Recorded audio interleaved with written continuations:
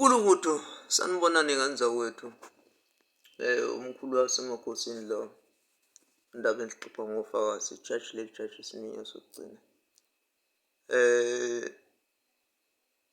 Ngingeke nje ngisazisho kakhulu.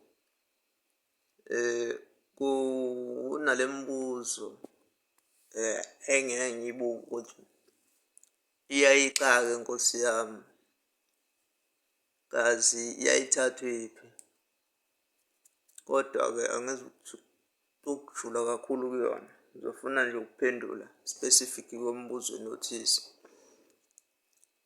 Please do make sure ukuthi wena osuke ukhona kule YouTube channel uya-subscribe wena osuke usemusha. Noma kuthiwa ushintshe inamba, please do subscribe again. December nganza kwethu ningixolele ngo-live kufanele ngishayele wona. Ngizobona ukuthi nginishayela nini wona. But amavidiyo enze edolobha ngiwaphosile nje. Uyabuza uMancube laphana ku-comment section ukuthi unombuzo ukuthi iqanda kuba njani uma ngabe uphalaza ngalo. We Mancube angazi. Sengenzela ukuthi nabanye Nkosi yami abake batshengisa mhlasimbe bakhona phela abantu babonisa izinto eziyizimanga nesingakaze zenzeke nasendulo. Neqanda kuyaphalaza ngalo mhlasimbe kube sekusho umoya nomoya mningi bakithi. Angazi noma kuyaphalazwa yini ngeqanda. Uma mhlasimbe kukhona owaziyo useyokwazi ukuthi angicobelele nami kusuke sekwenze njani. Mina ngilazi iqanda likwazi uku-absorb-a the negative energies.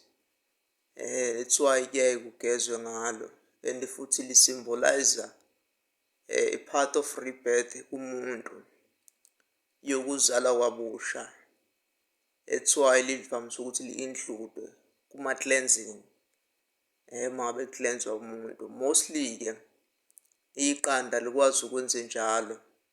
Kanye futhi nabakhunkulu bayakwazi futhi lokubulala empilweni yakho, babulale ngisho lokufa noma babulale wena ngalo bakuthakathe kahle kahle. Abakhunkulu ongalazi-ke abakhunkulu sikhuluma ngabathakathi lababi labathakathela lokubulala nokubhidliza izimpilo zabantu. Hhayi laba thakatha bephila ngoba ukuthakatha kuyenye inkulumo uma uzowalalela amavidiyo ami. No, engenza kwethu indaba ikanjalo sengithi wenonku wasibonisiwe nobani kodwa nje uMancube. Nabanye labazongena kulesi sikhathi sikaZibandlela. Mabazi ukuthi iqanda ngaze ngalibona, ngaze ngezwa kuthiwa kuyaphalazwa ngalo and futhi kusuke kwenze njani. Ngazi nje kuphela ligeza kugilimgilingane yalo.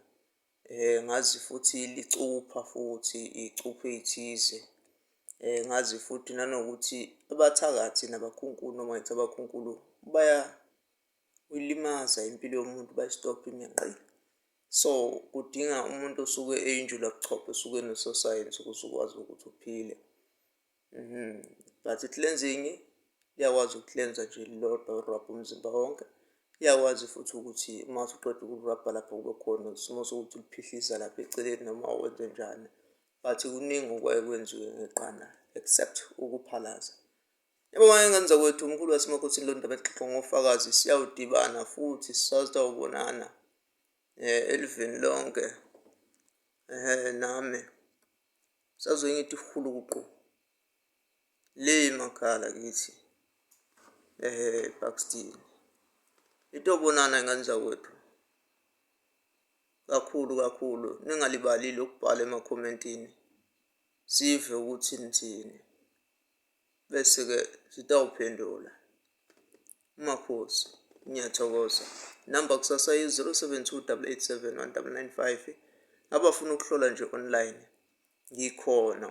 Wena ufuna ukuhlola ukude uzwe ukuthi kwenze njani, ukhiphe nje lo 350 wakho if ula eSouth Africa. Kulabo abafuna ukuyifikela esigodlweni ngikhona but kulezi nsuku sawuficana emakhaya.